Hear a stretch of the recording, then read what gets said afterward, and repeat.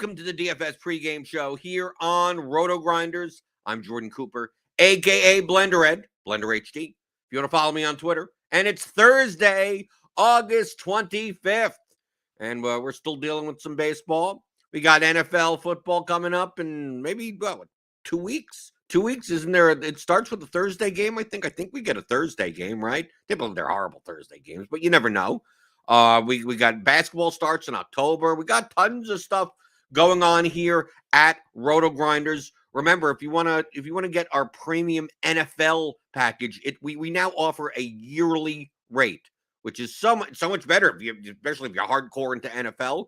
It's $299 for a full year. It's a 365 wraparound. So you just get access. You don't have to worry about the postseason, the Pro Bowl or whatever, anything afterwards, all the you get Showdown content. You get the Slate IQ stuff for Showdown. You get all the stuff the main slates are ridiculous. Okay. You get lineup HQ, you get the projections, you get all the expert tags, you get all the gridiron IQ for research, you get premium shows, you get multiple premium shows. You get access to the premium Discord. There's so much during NFL. It's just content just blows out and blood just comes out of the screen. I think I'll be doing one of the premium shows. I'll be doing stuff, right? I'll be on a Showdown show or so on a Monday or a Thursday. I'm not even sure what my schedule is for NFL season, right? Maybe be hanging out with you guys on Sundays at the end for a sweat or something. I have no idea, but tons of stuff is coming up the pike that should be announced soon. Everything that we're doing. We have a show for NFL, every single day, multiple ones.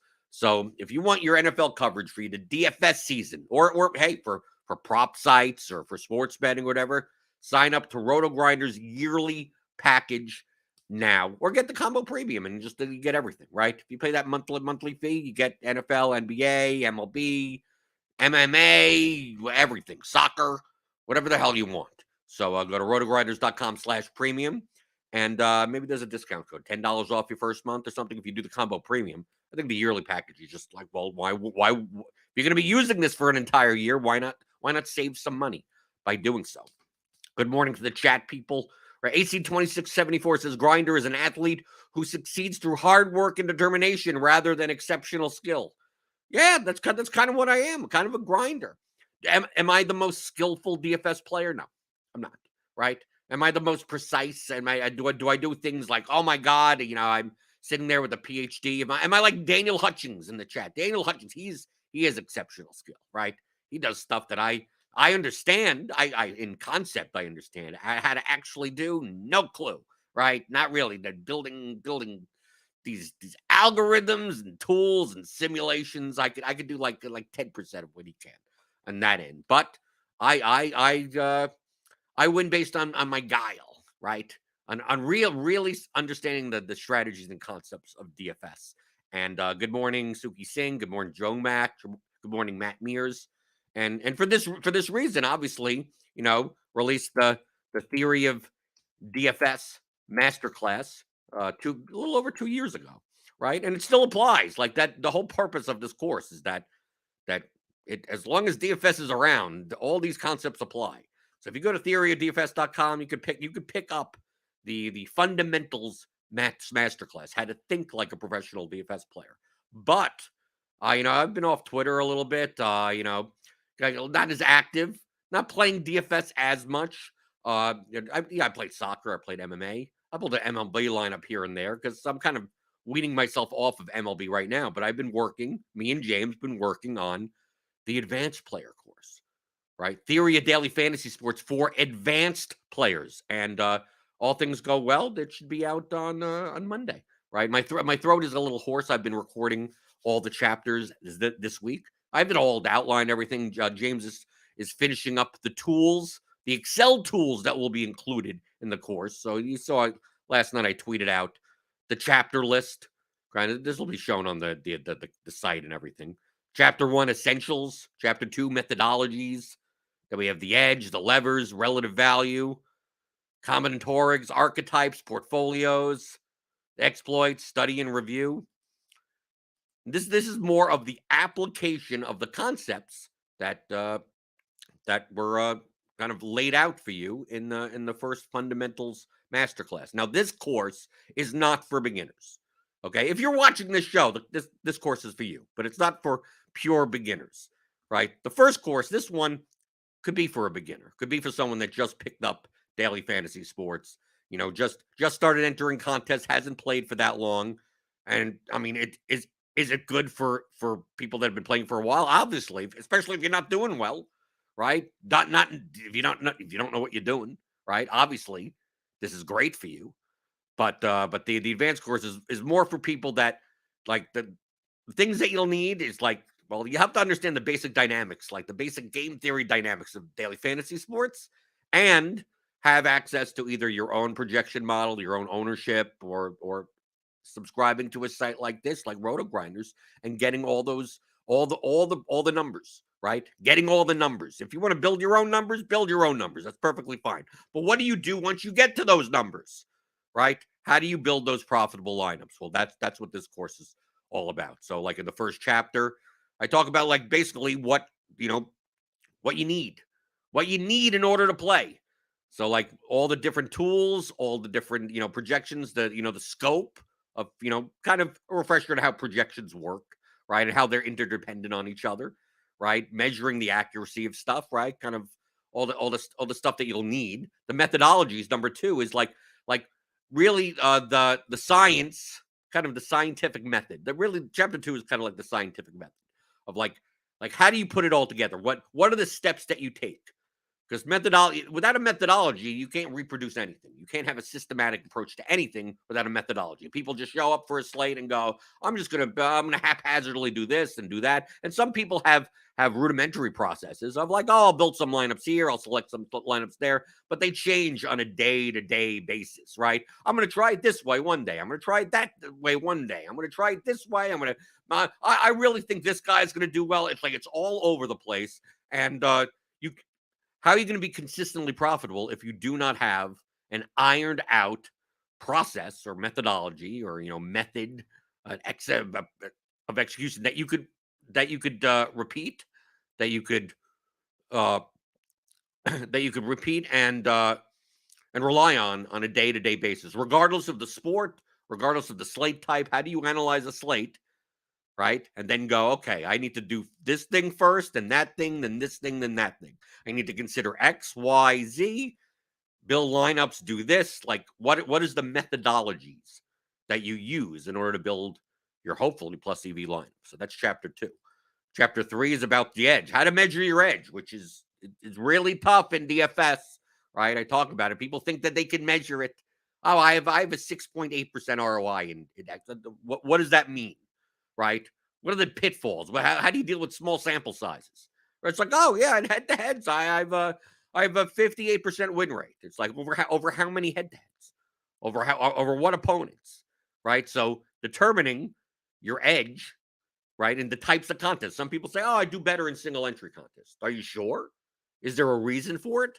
How do you prove that? You may not even be able to prove it to an R of 1, right? To that extent.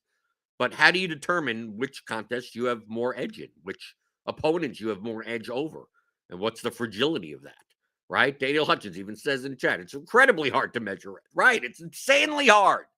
And I think that's one of the main reasons why people, don't manage their bankrolls properly, right? They're overconfident in their edge. Most of the time it's overconfident. Me, I'm underconfident. Now I work that. That's why I'm a nit. I'm a nit not because oh no, I don't like taking risk. No, I don't mind risk. It's a matter of if I put in what I think my edge is into the Kelly formula, is that going to be accurate? Right? If I went full Kelly, that would be, to me, that would be stupid, because how do you define your edge? Your edge changes on a sport, on a slate, on a given day, on so many different factors. That how do you just plug in and go, well, I have a 6.8% edge today in this contest, so I should be, this is my bankroll and this is how much I should be wagering. How much variance is in that number, 6.8%? So what numbers are more reliable and what numbers are less reliable? So we talk about that in the edge. Then there's the levers, and a little review.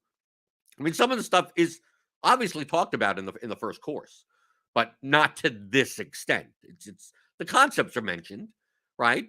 There's uh, broad discussion of these things, but this advanced course is gets a little bit deeper. So leverage, we just review projection, leverage, correlation. Those are kind of the three levers. There's a fourth lever that we'll add. There will be a fourth lever that will be added. And then how do you balance those variables to increase the EV of your lineups? So like we talk about, hot. It's not about jamming the projection lever, jamming the leverage lever, jamming the correlation lever. Like it's that mix. Lineups could have a different mix and still have similar expected values, and how those variables impact the variance of your play. Right? You jam up that projection lever, the variance probably be lower. Right? You jam up that leverage lever, your variance is going to be way higher. Right? We have a baseball slate. Right? We have a baseball slate, and I'm going to stack today. I'm going to stack against the Grum, right? He's 57% owned according to this, right? So I'm going to stack. There are plus EV lineups that stack against the Grum, but they're going to be really high variance lineups, right? Because Jacob deGrum's distribution of outcomes is much more normal, so he's more likely, on a given day to get around 25 to 35 points or so, and then your stack's done. But there are obviously 10% of the time Jacob deGrum gets rocked, right? He scores 0 to 5, 10 points maybe. The team scores 8 runs against him. Doesn't happen often, and you can build lineups that take advantage of that situation. But understand that it doesn't happen that often, and it's going to be absurdly variant. So that's how we organize the levers. I talk about this on the show all the time. So how to set the comparative baselines. Right? In simple terms, that comes down to the often asked question of like, well, how many points below the optimal do I need to which there is no exact number, and it'll all depend on the slate. So like, how do you set those baselines as a blunt methodology? Like how much ownership is too much ownership for a slate? How much projection is too low? Like how do you set those baselines? And then the distributional effects on lineup EV. So obviously how the distributions of players are different. So their combination will obviously determine how skewed that expected value is on a scale of results. In Chapter 5, we talk all about relative value, which is, to me, the core concept of DFS, especially in GPPs. Now, relative value exists in cash games. It's just that you really don't care about you don't really care about it that much. Right? It exists no matter what. So basically, the difference between you scoring points and your opponents not scoring points, that combination. You're scoring points in relation to your opponents, as opposed to just in a vacuum. So in Chapter 5, I talk all about that, right? And we dive deep into finding the inefficiencies of relative value based on salary, position, ownership, construction, how to maximize that, how to take advantage of negatively correlated outcomes, right? And then the financially diminishing returns of those, because how much is too much leverage? It's like, do you need to win this contest by 100 points? No. So yeah, this a lot of the outcomes of your lineup involve scoring a ton of points that your opponents do not have, and you're going to lose median projection by doing so. But is that needed? Is there a financially diminishing return at some point? At some point where you just don't need to score that many more points than your opponents. And then late swap up. How does late swap affect these relative value considerations? Then let's see. What else? Just running through it because I came up with it yesterday. Then got combinatorics, which is talked about in the first course in the construction section, but on a very broad level. But this is seeing the difference between player and lineup combinations. Okay, so the players in combination with one another also needs to be looked at, and not just the individual ownership of each player. If you play, we talked about yesterday on the Grinders Live. Like if you play a Ranger stack, you most likely have Ronald Acuna in your lineup. So understand that Ronald Acuna is more correlated to the Texas Rangers than, even though they're not even on the same teams, right? Obviously, the Rangers are correlated to each other. So if you saw yesterday, if this Ranger is X% owned, this Ranger is X% owned, this Ranger is X% owned, it's like That's not all in a vacuum. You can't just do ownership products and just go, 5% of lineups will have all three. It's like, no, it's quite possibly, twice as many, because since they're on the same team and people in baseball tend to play lineups that are correlated, right? Because you get a boost from that in baseball when they're highly correlated to each other, that all three players are more likely to be in more lineups. So being able to identify those common constructions and then see what the correlation of those player distributions are in your contest. And then we talk about duplication, avoiding and exploiting duplication of either full lineups or combinations of players in lineups, which is especially helpful in like smaller format types of contests, like showdown, small field golf, MMA, that type of stuff.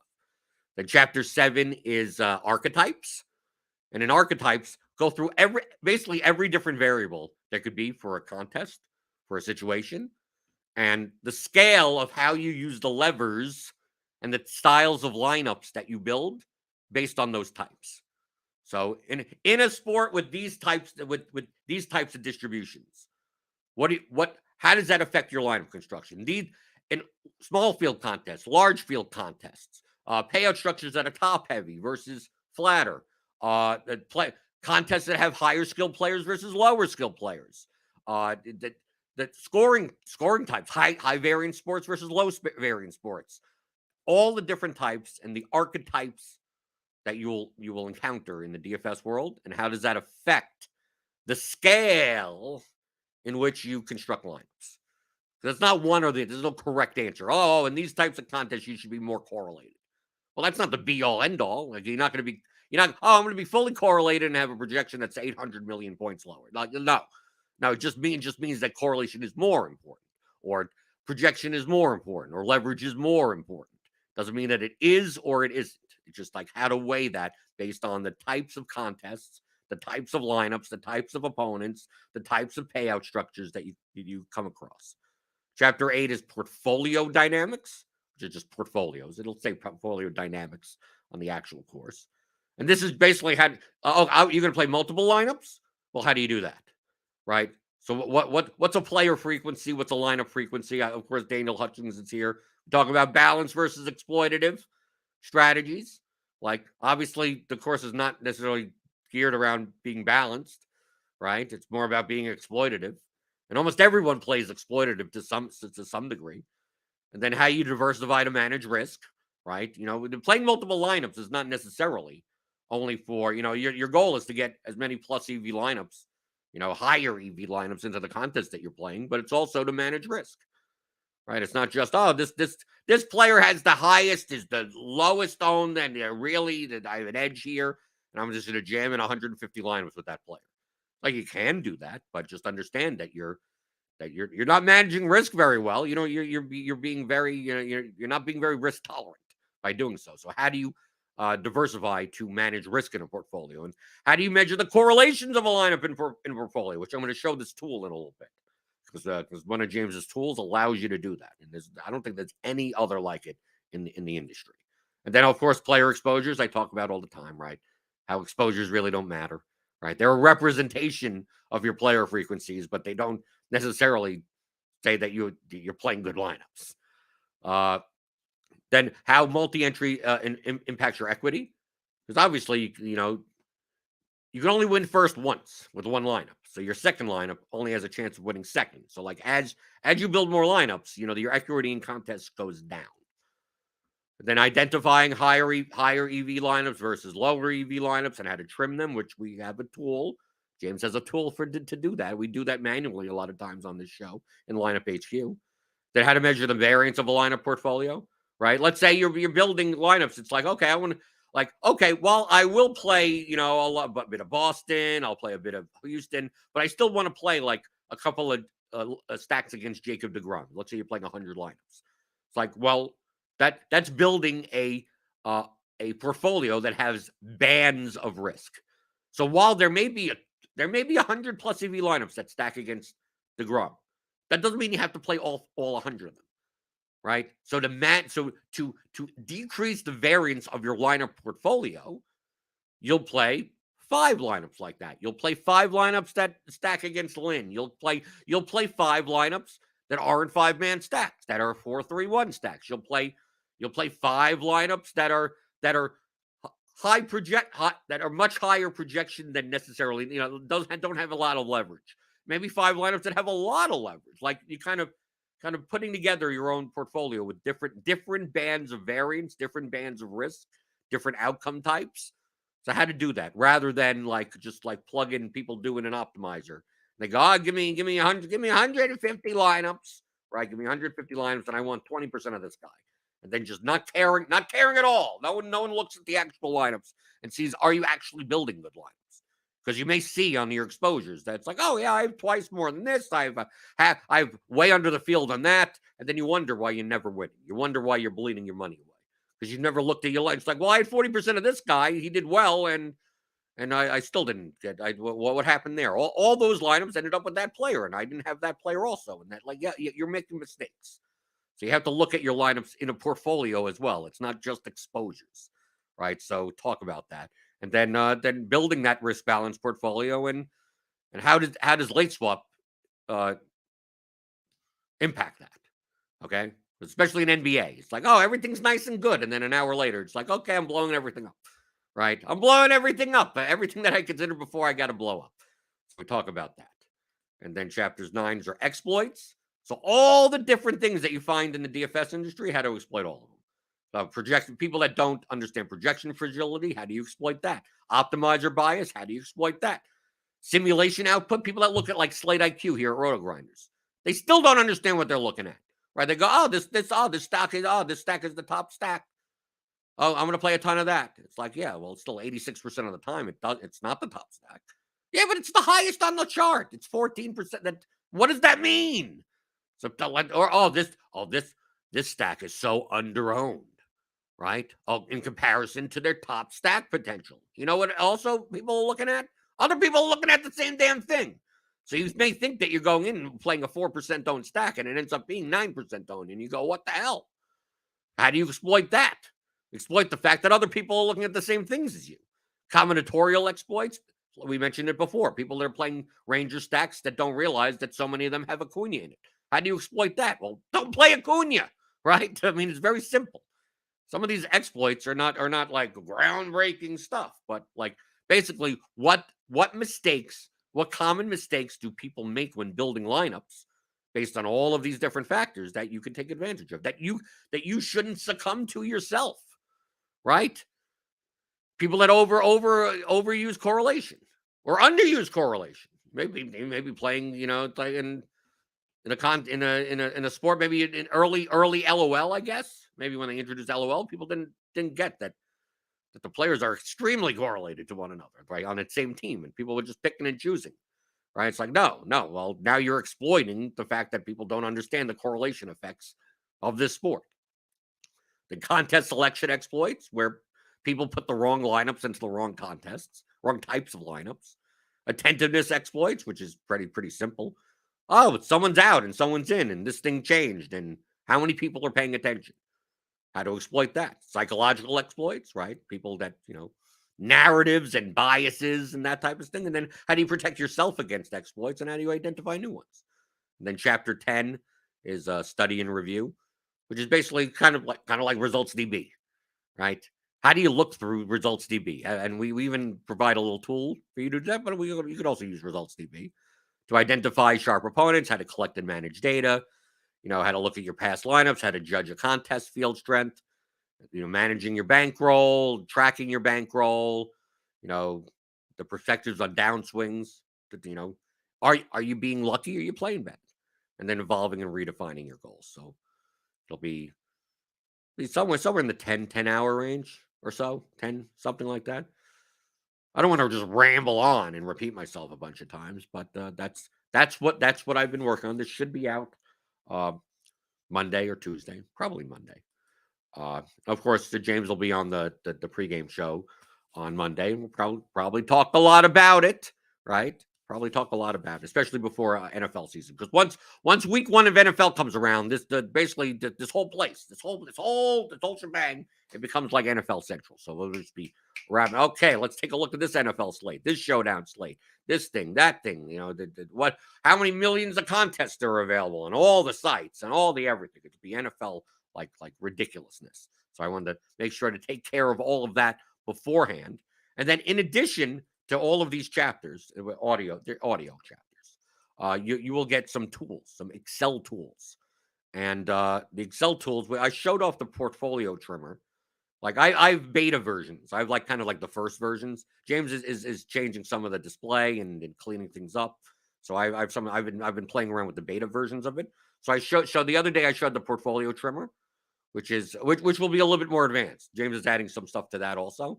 Where you can just put in your lineups and then sort by and trim by any type of variable. You want to find lineups that are higher projected than lower owned, like just cut and paste as many lineups as you want in there, and it'll just trim out the ones that don't fit that requirement. Then I also showed the lineup simulator, which is called lineup comparison on this, but we'll call it the lineup simulator, where you could pit two lineups. Well, this version is where you can pit two lineups against each other, as long as you have the floor and ceiling projections, and it'll just basically run a simple Monte Carlo of all the players. It doesn't, obviously, correlation, it doesn't factor in, but just to give you a sense that based on the distributions of all these players, one lineup versus the other lineup, how often does it win? How often does, what's out of all these simulations, at 2,500 simulations, what's the highest score? What's the lowest score? What's the middle score? But James is adding to run not just 2, but like maybe 5 or 10 against one another. So if you wanted to build 10 lineups and go, well, I only want to play 1. Well, let me run a simulation, a simple simulation, and see. Well, this one seems to have a higher ceiling in the simulations. This one, the third one seems to have a higher. I'm going to play the third one. Okay. A lot of times it's going to be very close, especially if you're building lineups that are projected and owned and close to each other. But if you're not, maybe you could spot a mistake. Maybe that helps you choose. But it gives you a tool that, isn't available for you to do unless you did it yourself in Excel. All these things you could build in Excel, but if you don't know Excel, I don't know how the hell you're going to build them. But another one is the portfolio correlation matrix, okay, which does not exist in this industry at all. And this is one of the biggest exploits that people make mistakes with optimizers, that they get into the clumping situations. So let's take this slate, for instance. Okay, so we have a small slate, with 6 games? So let's say, I'm going to go to build rules. Okay, so let's say what people will do is that they'll put in their settings, their magic settings that aren't magic and shouldn't be your default settings for anything. You should be changing them on a slate to slate basis all the time, based on the lineups that you want, right? So they'll go in here. They'll go in. Okay, I want 2 unique players in between the lineups. I want 49.5, right? I want stacks, right? I want 5. I want 5x stacks, 100% of 5x stacks, right? They'll put in whatever this is, right? They'll go to pitchers. They go, okay, well, Jacob deGrom is 57% owned. I want a little bit less than the field. I want 40% of him, but I want a little bit less of Nola also. So I want 30% of Nola, right? Or maybe you want a lot of them. Maybe I want deGrom and Nola. I want all the deGrom. I'm gonna play 80 and max 80. Give me. I'm gonna tell it to give me. I'm not even gonna put a cap on it, right? I'm gonna say give me 50%. Give me 50% deGrom and 50% Nola, right?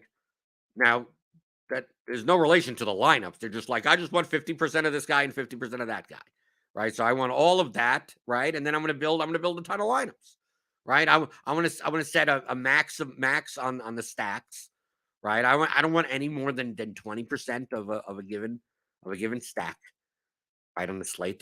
I'm just saying this is what a lot of people do.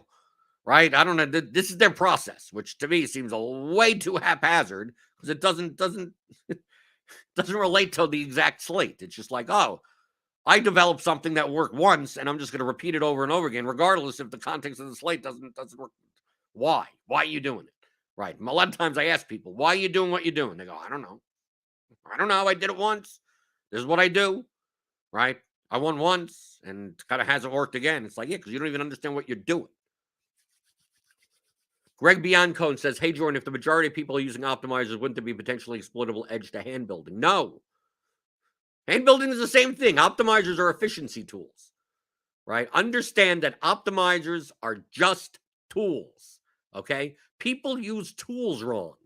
People that don't use tools wrong have no problem with optimizers. Have no problem. I could hand build. I could look at these projections and hand build the optimal, like this optimal lineup that comes up. I could probably hand build it just by looking at the projections, just by looking at the combinations of players that are available and their point per dollar value and their salary, right? Right? I could click this button. Nola DeGrom, Kirk Hoskins, Arroyo, Bohm, Cabrera, Zimmer, Pollock, Schwarber. I could get to this lineup. It probably will take me a couple of minutes to do that, right? To weigh the differences and get the most amount of median fantasy points in there if I wanted this lineup, right? But you know what's quicker? Me just pressing a button. Okay. Now, if you don't understand that this is the top median optimal lineup, they'll go, oh, well, I'm going to play this in a large field GPP. Like that's not a plus EV lineup, right? You got 1, 2, 3, 4. You got a 4-man Philly stack. You got, I mean, just from an ownership and a combinatorial perspective, it's like this is too high owned, right? You have players that are all correlated kind of to each other that are going to be in similar lineups. So like, but people will subscribe to a site and go, oh, that's the lineup I play in my large field GPP because they don't understand, or they'll use an optimizer. They don't understand the projections. The optimizer told me it's like, no, the projections. That's like, what are you solving for?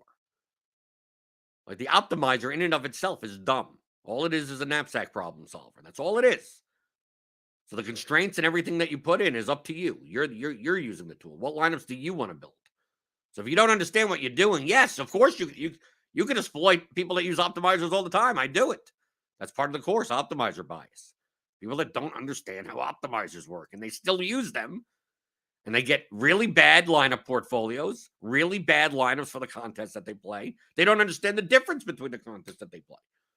They go, I'm going to build 5 lineups. I'm going to build 3 lineups for 3 max. And they build lineups that one is a cash lineup and 2 are lineups that are like leveraged to the 7th degree of hell that you don't need. They're not caring about their projection value, their total ownership. They're nothing. They're not looking at anything. They're expecting the optimizer to tell them. They go, oh, it's giving me a lot of Bradley Zimmer. It likes Bradley Zimmer. No, it doesn't like Bradley Zimmer. Just so happens that a 2K outfielder fits combinatorically to produce a high median score for you to jam in Nola and DeGrom. But if you're not jamming in Nola and DeGrom, you don't need Bradley Zimmer, right? He's only there. He's there because he's 6.71. You turn his projection down. Look, if I turn his median projection from 6.71 to 6.21, okay? Let's say 6.11. Let's go down to 6.11. Just change it. Now I click optimize.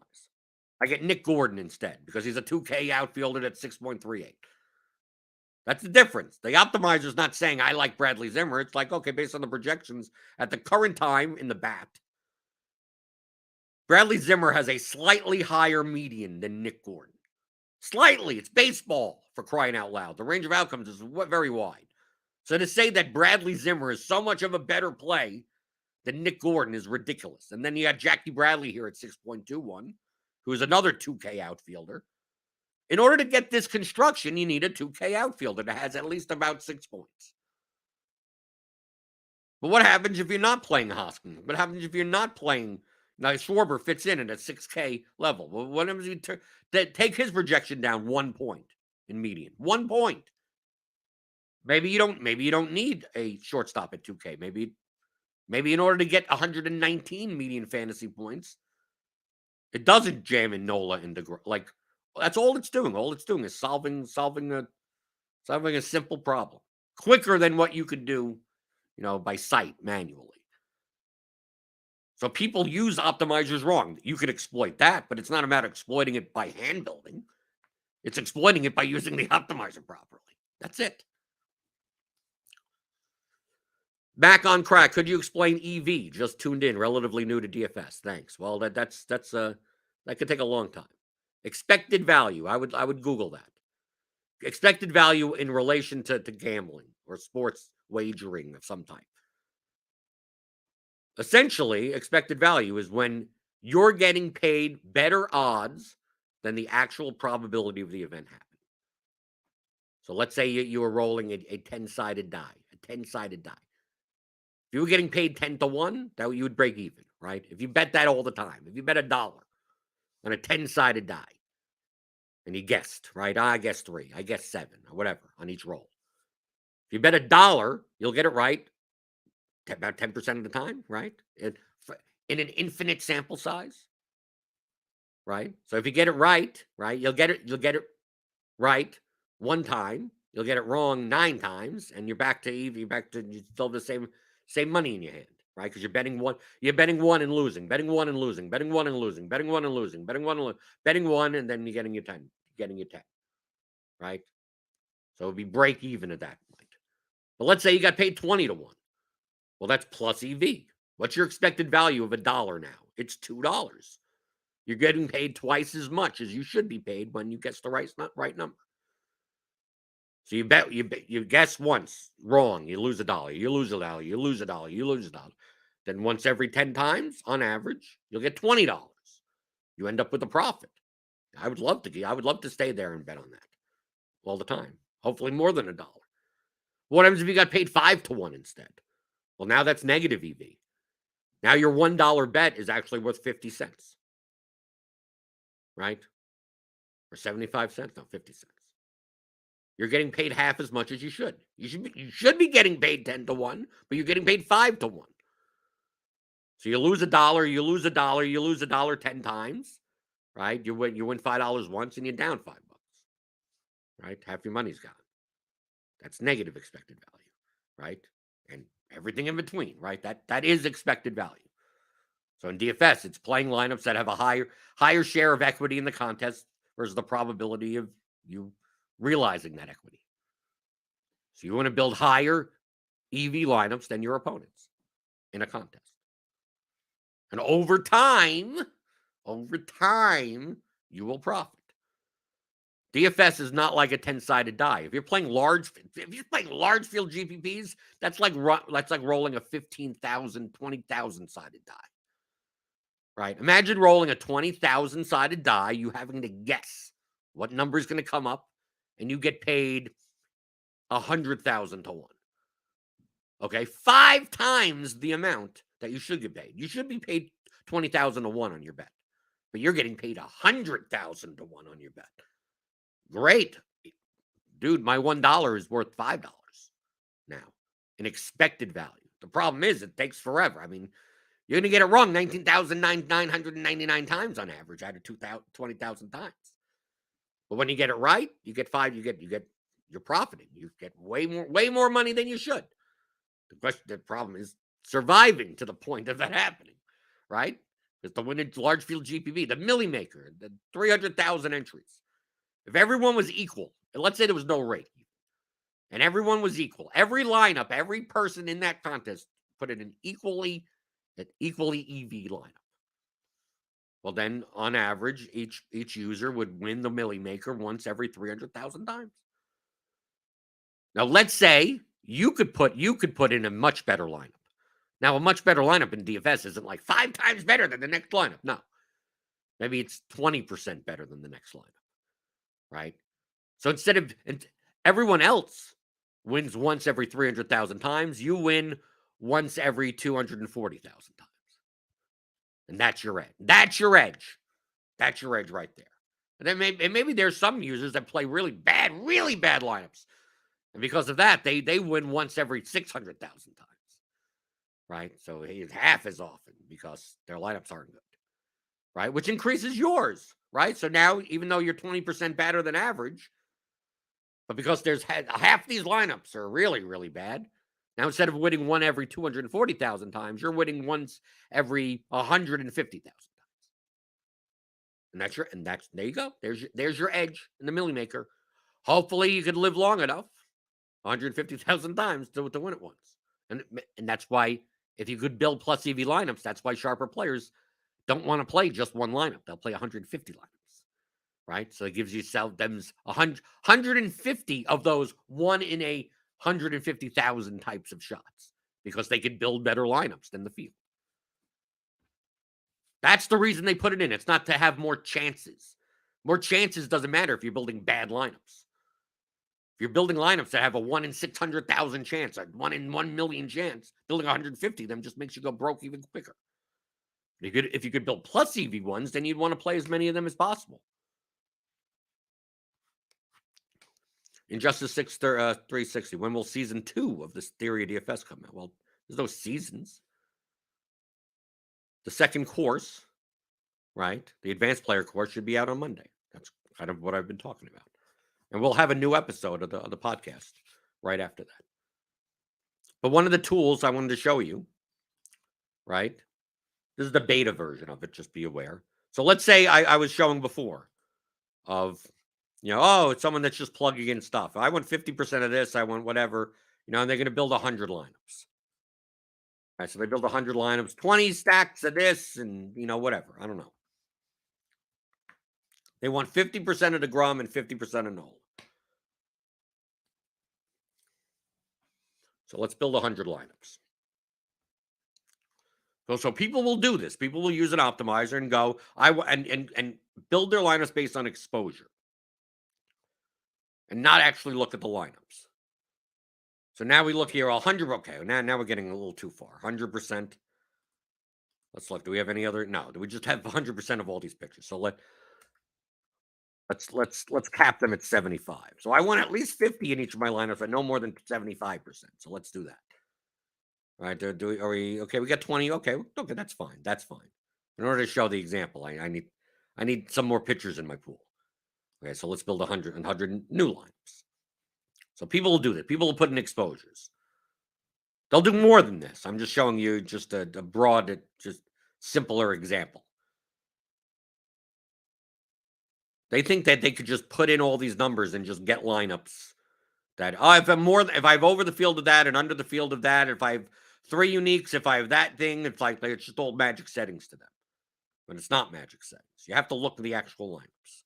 Okay, so let me delete the other build. Okay, so here we go. So you got DeGrom and Nolan, 75% of lineups each. Tyon in 27%. Lynn in 21% and 2% Luis Garcia. Stack-wise, you got some Phillies, White Sox, Blue Jays, Red Sox, some Astros, right? These are all 5-man stacks, right? But a lot of these lineups look very similar to each other, right? Nola, DeGrom, Kirk, Philly stack. Yeah, just this one has Real Muto in it and Moncada. This one has Pollock. I mean, it's a 2v2 difference, right? We set it to 2v2 differences. Okay, yeah. So you go through here, and so let's look at our Philly stacks, for instance. So I could sort by that. So our Philly stacks: Nola, DeGrom, Nola, DeGrom, Nola, DeGrom, Nola, DeGrom, Nola, DeGrom, Nola, DeGrom, Nola, DeGrom, Nola, DeGrom, Nola, DeGrom, Nola, DeGrom, Nola, DeGrom. Keep on going. Do we have anything that's not a Nola DeGrom for a Philly stack? Do we have any of these lineups? No. All of them. So all 20. So are you really playing Philly stacks? No, you're playing Philly stacks plus Nolan DeGrom. The Phillies put up 100 points, and DeGrom gets injured in the first inning and comes out. Well, now all of your Phillies lineups are ruined. Yeah, but I have 75% and whatever. Like I must have some lineup that has the Phillies plus that doesn't have DeGrom. Well, did you check beforehand? No. Then how the hell do you know? You're essentially pairing Nolan DeGrom with all of your Philly stacks. So they're all in tandem with one another. Even though 75% of your lineups. But if you look at like the Houston lineups, here are the Astros lineups. Lynn Tyon, Lynn Tyon, Lynn Tyon, Lynn Tyon, Lynn Tyon, Lynn Tyon, Lynn Tyon, Lynn Tyon, Lynn Tyon, Lynn Tyon, Lynn Tyon.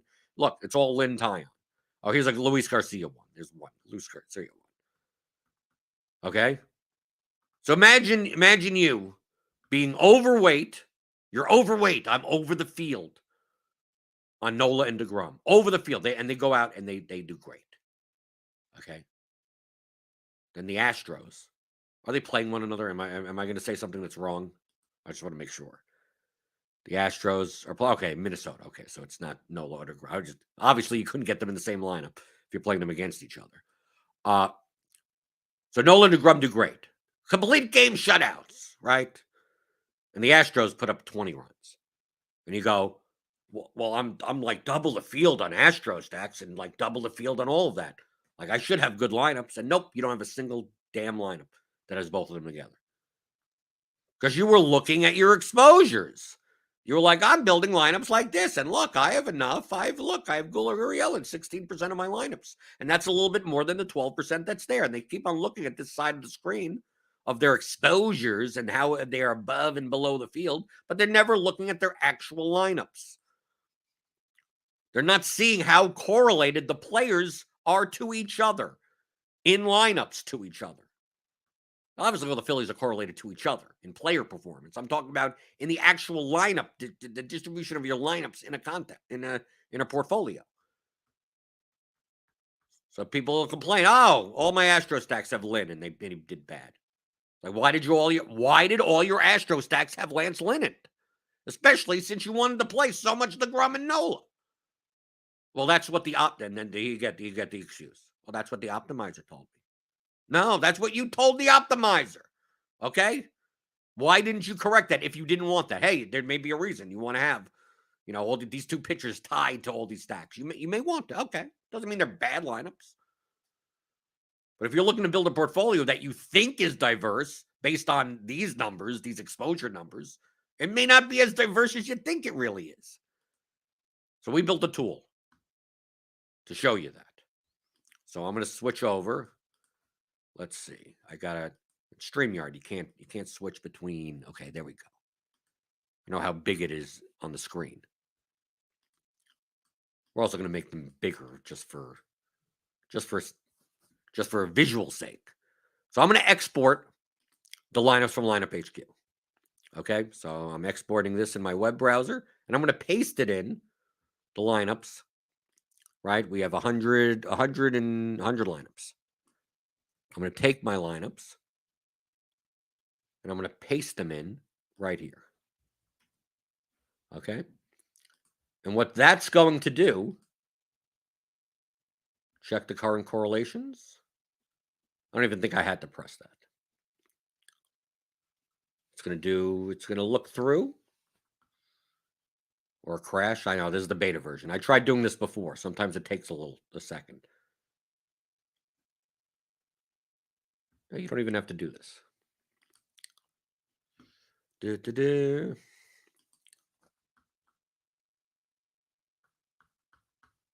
And even though, the beach ball is up. Maybe I shouldn't have pressed the button. Maybe James has to fix that. Okay, but you can see here that all your players, we have a portfolio, a correlation matrix of what percent of lineups are with other lineups. So you see, obviously, Nola to Nola is 100%. And these will be our values. Right? So we're still working on this. I'm just showing you what you would be doing. Is looking to see, it's like how many Nola lineups, like, look, Nola and Zimmer are correlated to each other. So let's go back. So we see in this portfolio correlation matrix, for instance. Okay, now we go. Okay, there we go. Now it's sped up. Okay, now we get to see. We get to see everything. Right? So how correlated the players are to each other. Look how many players are fully tied to Aaron Nola. So if you're playing Jose Abreu does well, like how much let's take a look. I'm going to look on the other screen. So I can't put them both at the same time. So like Jose Abreu, we have in 21 lineups. Right? Is that right? Abreu. Okay, no. Abreu's in 8 lineups. Okay? So Abreu is in 8 lineups. They're all, it looks like they're all, are they all White Sox stacks? Yeah, they're all White Sox stacks, and they all have Nola, DeGrom, Nola, DeGrom, Nola, DeGrom, Nola, DeGrom, Nola, DeGrom, Nola, DeGrom, Nola, DeGrom, Nola, DeGrom. So if I look on Nola to Abreu, that'll be an R of 1, 100%. And we'll have a little bit better display. So even though you have 8 out of 100, you have 8% Jose Abreu. Well, Jose Abreu, if we just take a look at Jose Abreu, if we go and scroll, we find Jose Abreu, for instance. Where is Abreu? Should be on this list. Find the 100% over here. Jose Abreu. Where is he? Okay, there we go. Let's go right all the way to the end. Jose Abreu. And you can see what players are the most caught. Like, look at 100%, 50%, 50%. So, like, all of your Jose Abreu lineups have Kyle Stowers in it. Is that right? It's going to be, let's see. Let's see. Jacob deGrom. Where's Jose Abreu? Is this a mistake? Let's see.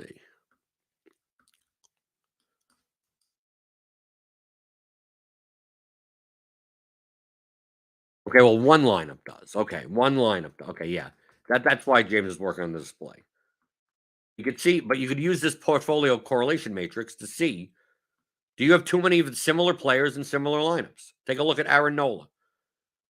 So, like, all your Rougned Odor, well, which may only be one lineup. So, I mean, having 100% doesn't mean anything, right? That's why you need the R values. So, like, Odor is in 8 lineups. But all of the lineups with Odor have Nola in it. Right? All the lineups with Matt Chapman have Aaron Nola in it. Lineups with Kyle Tucker, like, let's say we go to Kyle Tucker, for instance. How many lineups do we have with Kyle Tucker? Okay, we have 14 lineups. So 14 out of 100 lineups have Kyle Tucker. But we can see here on the Nola column that none are with Nola. None of them. Right? So your goal, if you're looking to build a more diverse portfolio set, is to make sure that maybe you don't have as many bright red or bright green distributions of players in your lineups. Christian Arroyo, you go look and you check. Like, obviously, lineups that have, Jeremy Pena probably have Yuli Gurriel because they're both on the Astros. So that does make sense. But you're looking here and you go, well, I have 75% DeGrom and 75% Nola, not realizing that so many of your Nola lineups are DeGrom lineups. And even though you have 27% Lynn, like, almost none of it is with Nola or DeGrom. It's with Tyon, right? But people will do this. People will use optimizers and do this without looking at their lineups. So double checking using a portfolio correlation matrix. This is something that these are tools that I'm going to use, right? Because there's a lot of times I'm building portfolios of lineups, and I'm not aware that certain players are getting attached to certain other players, even though from a player performance standpoint, they're not correlated. And maybe I don't want to rely on, two independent things happening that I don't realize are actually more dependent than they are because of how I'm building my lineups. So this portfolio correlation matrix should be very helpful. We're going to make it in the lineup section. You're going to have one place to put in your lineups. It'll show you. So, like we went through and said, how many lineups of one guy, like, oh, all my Abreu lineups are in Nola lineups. James is making it so that you'll get a list of that. At least a list of, like, the top, like, 20 of, like, player. How many number of lineups? You have 100 lineups, and, like, well, all 14 of your Kyle Tucker lineups are with Lance Lynn. It'll show you, well, Tucker Lynn is 14, right?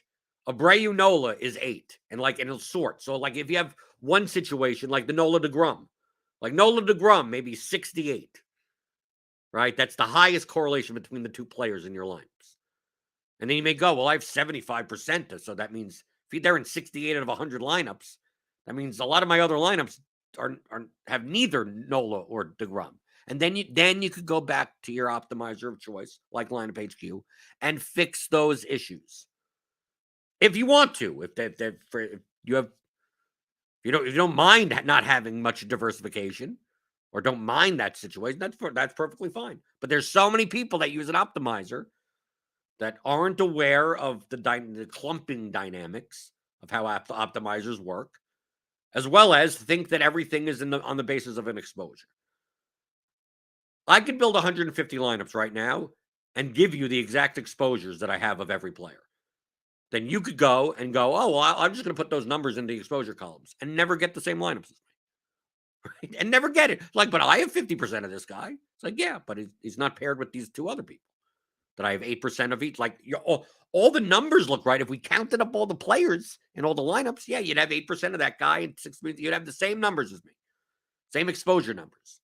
But my lineups may be really good, and your lineups may be really bad, right? So exposures in and of itself doesn't mean anything. It's a descriptive. It's a way to describe a portfolio, but it doesn't necessarily describe the lineups in a portfolio. And obviously, you could exploit that as well, because you could play around and go, hey, if people use optimizers wrong, they may get a lot of this guy with that guy. So you know what I'm going to do? I'm going to build less lineups with those combinations, right? Because I'm going to run into way more combinations of those two, which shouldn't happen, but only will because too many people are using optimizers incorrectly or just poorly in general. So yeah, so I just wanted to run down some of that stuff because there's not much going on, right? We got a baseball slate coming up later today. Tomorrow, we're not doing MMA tomorrow because there's no card this weekend. I'm diligently working on the course for it to come out on Monday. So that's what I'll be doing. But I'll take questions. Well, maybe tomorrow is a mailbag. It's a mailbag kind of, even though it's for the YouTube chat people, right?